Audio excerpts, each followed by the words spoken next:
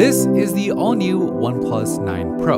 OnePlus has been hyping this phone up for the last few weeks, and it's finally here. We'll take a look at the phone itself in a sec, but first let's finish up with the box, where, surprise, you still get a power adapter included, and not just any power adapter, but OnePlus's Warp Charge 65, which combined with the dual-cell battery design on the 9 Pro, can charge the phone from 0 to 100 in just 29 minutes. Now, outside of the power adapter and the cable, you get your typical documentation along with some OnePlus stickers. And then, of course, you have the phone itself.